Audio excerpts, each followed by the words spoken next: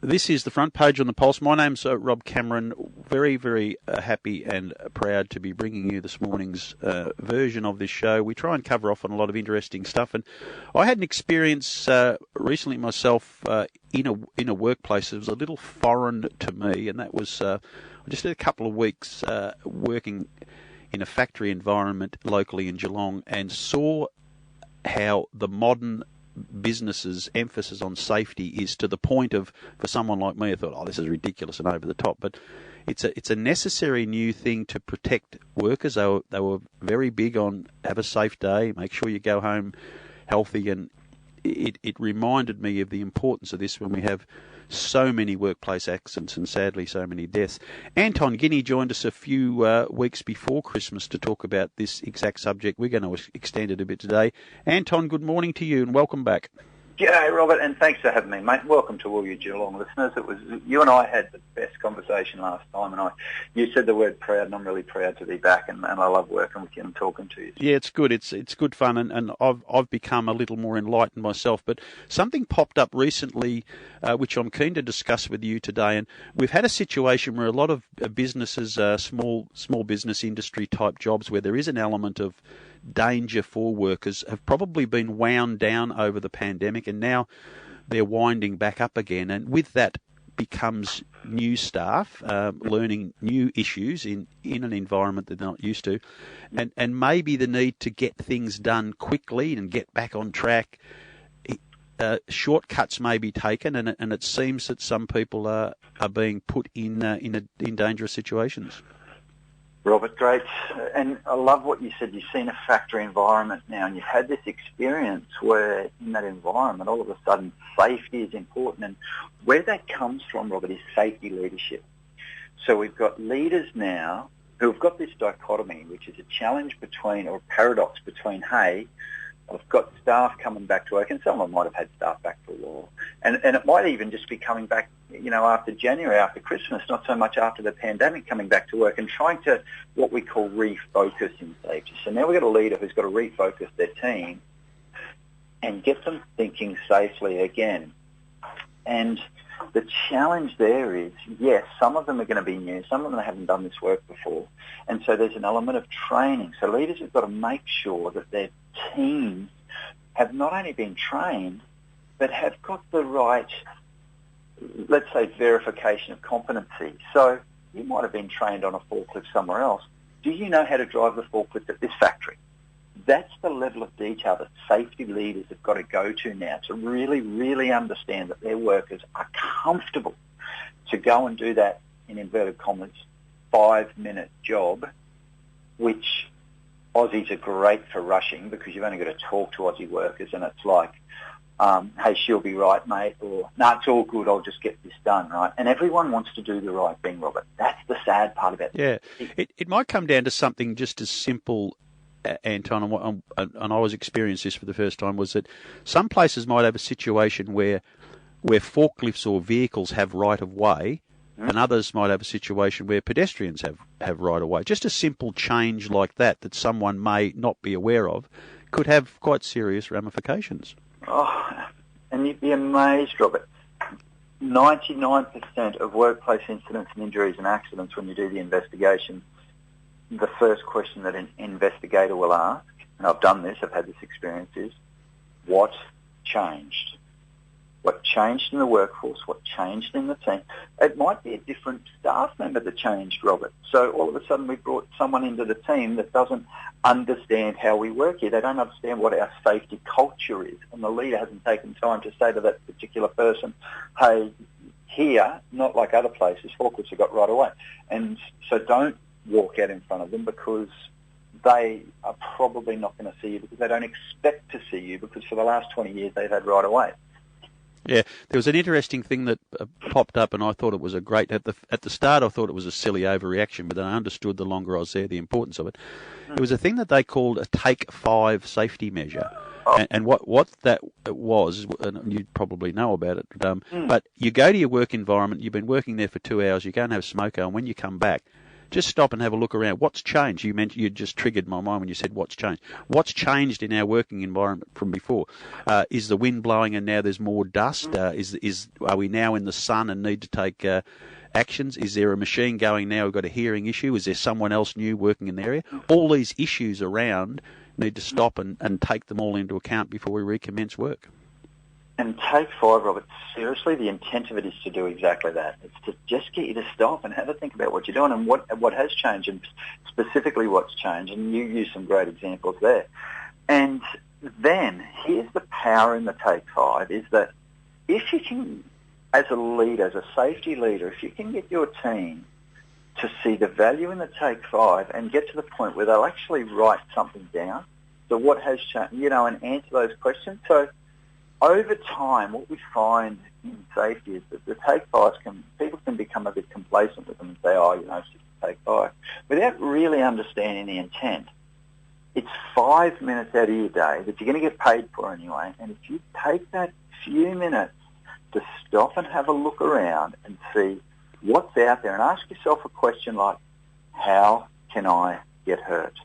How can I get hurt? And then your mind will answer that question for you. So what do I need to do about it so that I don't? And then if you go one step further and say, hey, how can I help my team stay safe? Now, one lesson I learnt myself was, and I was going to ask you, we spoke about it a little bit when you were on last time, but the employer can do all the right things. There can be induction, there can be training, there can be steps that take. But if an individual says to himself and in the work environment, she'll be right, I'll just do it this way because it'll be quicker, that clearly puts the employer in a great deal of danger. So when you talked about leadership, team environment, people pulling those people in line, because I realise now after 3 or 4 days of doing what I normally did, even though I was told not to, I was putting not only myself at risk, but co-workers and clearly the management who had done all the right things. Mm-hmm. And we need, so let's think about this for a sec, Robert, from a psychological point of view. So now you've got a leader who's trying to instill a strong safety culture. And what safety culture means is a commitment to the process. And so do we do things because we are compliant or we're committed? So do we do things as humans because a leader tells us that, hey, you've got to do the Take 5? And so do you, as employee, go and say, my boss or my leader told me to do it, so I've got to do it? Or do you say, you know what, I've been here a few days now, I get this, and I love what you just said then. I now understand this. So am I going to use the Take 5 because I'm committed to keeping myself and others safe, because I've now internalized this in such a way that I get it. The penny's dropped for me. Thank you, leader. And now, when I look around, I see other people taking shortcuts. And I go, why would they do that? Because our business has given us the tools and the systems and the procedures. And as a human, we think there's a smarter, faster, better way. And all of a sudden, here's the thing, even though we've got our Take 5 and we've done the Take 5 and we go, you know what, this is what can hurt me and I'm not going to do this, all of a sudden we make this decision. It's about decisions, and we say, you know what, I'm going to go outside the procedure, and all of a sudden something happens. So how the hell did that happen? Have you guys, people in your field, are you getting enough data together now to notice changes, positive or negative, post-COVID, or we're going to need a little bit more time to bed things down? Look, so workplace health and safety just came out recently, like a week or two ago in January, with the workplace health and safety fatalities for last year. So you and I spoke about what they look like. I think we spoke might have even been January or December. So as at 31 December, we have had 170 Australian workers killed. So that was in 2020. Now, that's down from 183 in 2019. So we had 13 less fatalities last year. Now, that's a significant number. 13 is a huge number. And some people might say, oh, well, that's to be expected because people weren't at work, they were working from home. Now, I get that. As a safety professional, I say, yes, there's more stress out there now. There's more challenges in the workplace. There's more mental health issues. There's more integration or reintegration of bringing people back into the workplace. Depending on which way you look at that number, see, as a safety professional, I would not be surprised to see a spike in workplace incidents around the end of last year and into this year because of the things you and I talked about in the start of this interview. There's this whole refocus. There's this whole, the world's changed. And it's been hard. And the human species doesn't like change. And all of a sudden, we're changing, and we've got to adapt. And adaptation, and we've talked about the issues with change, and we've got to adapt to new situations. And people are willing to take risks in those times because their mind is not on the job. The numbers are quite damning for my other current profession, which is working on a farm, which is an environment where you spend quite a lot of time working on your own. Probably the questions that you would ask in a factory situation, is this safe, probably put to one side, because the reality is it's just got to be done.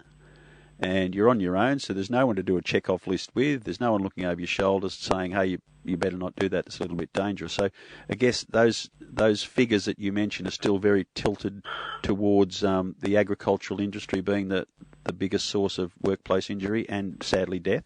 Oh, well said, Robert. And can I tell you, mate, that in 2020, 41 people were fatally injured in the agricultural, forest and fishing industry because they grouped them together in the Australian workplace fatality stat.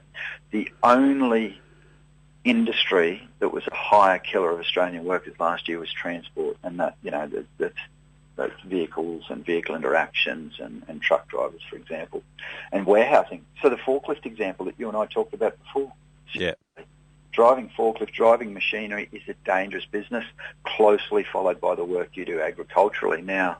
And that's the sad part about agriculture. And, you know, you haven't got a leader out there. You're on your own. You've got to take responsibility for your safety. And the saddest thing that I heard last year, Robert, I don't know if you heard about it, and it's probably on Google somewhere, was the 60 or 70-year-old farmer who was under a tree on his quad bike, and a branch fell off the tree and broke both his legs, and he couldn't drive his quad bike back, and he was fatally injured on that quad bike under the tree out in his paddock until someone found him. No one found him in time. And they're the sorts of crazy, sad things that happen in life, and we've got to make sure, you and I and everyone listening to this has to make sure that we are our own safety leaders. Yeah. We do what it takes. Do you know what I mean? Yeah, and that factory experience sits with me very, very heavily, and I put that into that farming situation where I don't always work on my own, but the fact is there's times when you do, and you do ride quad bikes, and you do ride on in areas where there's stones, so the quad bike is at risk. You do work on that's physical and involves machinery, tools, electrical tools, things like that, and quite often on your own. So that time taken, that take 5 that I'd learned about in the factory is something that hopefully that will stick with me when I'm doing these agricultural jobs on my own, where there's no one to check off with other than myself. And mate, if it does, guess what? You just never know. And the interesting thing about workplace health and safety is you probably won't know, because you'll go, you know, you'll do your take 5 and you'll take all the right risk precautions and put the right risk controls in place, and all of a sudden nothing will happen, and you'll go, you know, that was cool, that was good. And in the factory you might even have a conversation with someone and say, hey, you know, great work, well done, could we do this a bit safer? Yeah, let's do that. And all of a sudden you've prevented an injury or a fatality without even knowing it. Yeah, that's the good part about it. So, Anton, are you confident we continue to get better in this space, or is it just a work in progress? As new people come into the system, the same old problems are going to arise. So it's just a circular thing.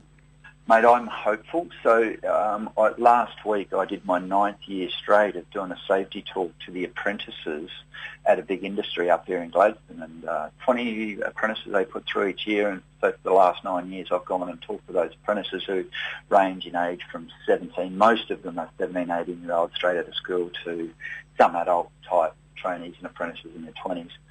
You know what, I see a change not only in the apprentices that are coming through, because some of them have come through skill-based programs where safety is important. So I'm seeing that. And what I'm seeing now is that safety's been around for 10 or 20 years, and all of a sudden we've got a safety-educated workforce to a degree. So we've got guys and gals that are still yours and my ripe old age of now, maybe 40s, 50s. A bit older in my case.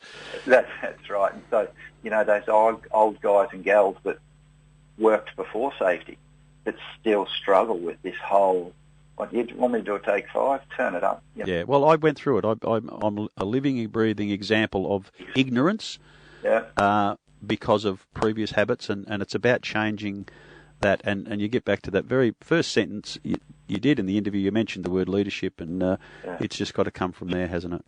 It is, and it's personal leadership, and you know, it's the leadership in our businesses too, Robert. You know, we need strong safety leaders who are willing to make the tough calls and drive a safety culture where people feel safe not to make a silly decision. Like, you know, like it's about saying to people, hey, you can stop this job if you don't want to. If you don't feel safe, don't drive that forklift. We'll help you out.